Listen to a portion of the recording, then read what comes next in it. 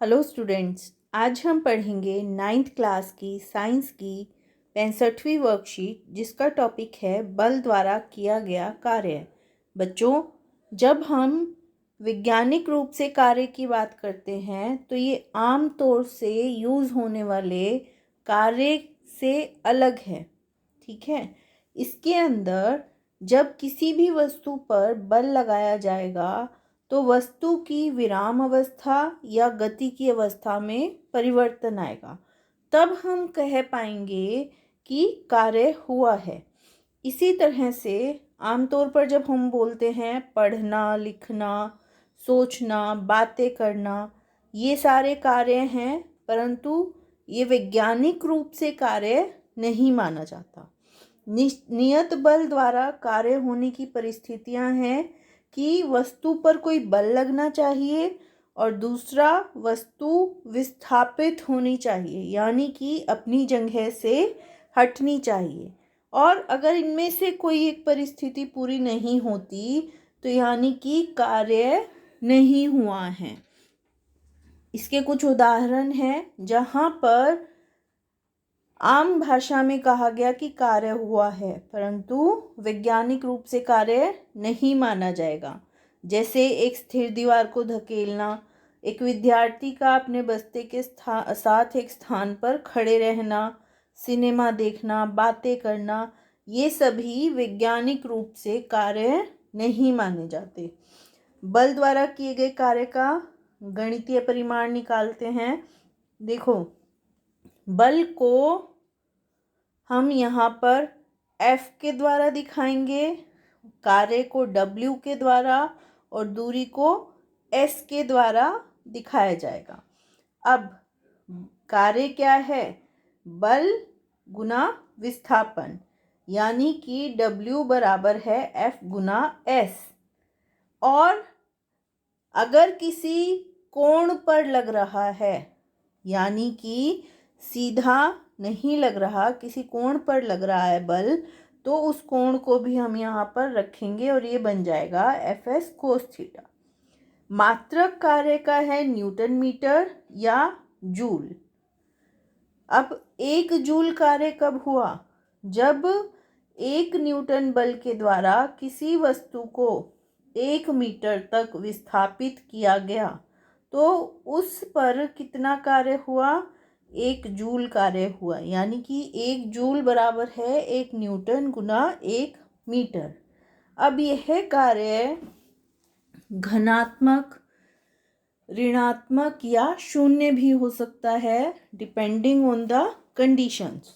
किस तरह से? देखो, अगर वस्तु पर जो बल लग रहा है वो और उसका जो विस्थापन हुआ दोनों एक ही दिशा में हैं तो कार्य कैसा आएगा? धनात्मक आएगा, पॉजिटिव आएगा। जैसे एक बच्चा अपना खिलौना खींच रहा है तो वो उसी दिशा में जा रहा है जिसमें वो बल लगा रहा है ना। इसी तरह से चुंबक लोहे को अपनी तरफ खींच रहा है तो बल किधर लगा? जिस तरफ विस्थापन हुआ। तो यहाँ पर कार्य को धनात्मक कहा जाएगा।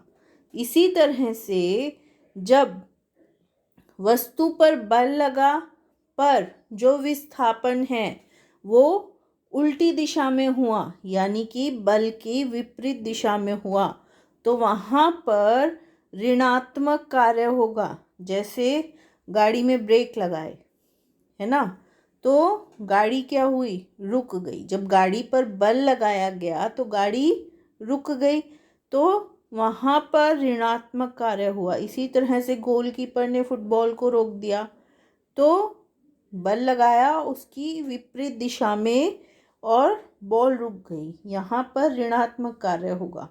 और शून्य तब माना जाएगा जब या तो वस्तु की अवस्था में परिवर्तन ना आए या विस्थापन और बल एक दूसरे के परपेंडिकुलर यानी कि समकोण पर हों, तो वहाँ पर कार्य को शून्य माना जाएगा। जैसे एक कुली अपने सर पर बोझ रख के चल रहा है, आमतौर की भाषा में वो बहुत बड़ा कार्य कर रहा है, पर क्योंकि बल और विस्थापन समकोण पर है, इसीलिए वहाँ पर क्या होगा, वहाँ पर कार्य शून्य होगा। ठीक है बच्चों, ये थी वर्कशीट। आओ अब कुछ प्रश्न देखते हैं। पहला प्रश्न है, परिभाषित कीजिए किया गया कार्य और 1 जूल कार्य। तो किया गया कार्य है किसी वस्तु पर लगे बल और उस पर लगा विस्थापन, उनका गुणनफल किया गया कार्य है। और इसको हम दिखाएंगे, कार्य बराबर है बल गुना विस्थापन।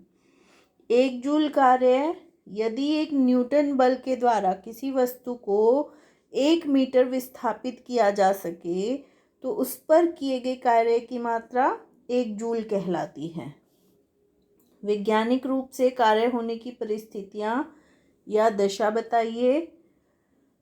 तो ये परिस्थितियां हैं जहां पर वस्तु पर कोई बल लगना चाहिए और वस्तु विस्थापित होनी चाहिए। यदि 5 न्यूटन बल के प्रयोग से एक भार को 2 मीटर तक विस्थापित किया जा सके तो किए गए कार्य की मात्रा बताइए। देखो, हमारे पास बल कितना है, 5 न्यूटन, और भार को विस्थापित कितनी दूरी तक किया, 2 मीटर तक। तो हमारे पास क्या आएगा, किया गया कार्य बल 5 न्यूटन गुना विस्थापित दूरी, ये है 2 मीटर। तो ये आ जाएगा हमारे पास 10 जूल कार्य हुआ। ठीक है बच्चों। अगला प्रश्न है, अपने दैनिक जीवन से धनात्मक, ऋणात्मक और शून्य कार्य के उदाहरण दीजिए। आप कोई भी उदाहरण दे सकते हो। यहाँ हमने देखा धनात्मक का उदाहरण है एक बच्चे का खिलौने को खींचना, ऋणात्मक का ब्रेक लगना, और शून्य का कुली के सर पर बोझा होना। एक नियत बल द्वारा किए गए कार्य का मात्रक लिखिए। तो कार्य का मात्रक है जूल या न्यूटन मीटर। तो बच्चों, ये थी हमारी आज की वर्कशीट। आई होप आपको समझ आई होगी और अब आप इसको इजीली कर पाओगे। साथ ही साथ कोविड-19 बहुत फैल रहा है, अपना ध्यान रखेंगे, मास्क पहनेंगे, हाथ धोएंगे और दूरी बना कर रखेंगे। थैंक यू बच्चों।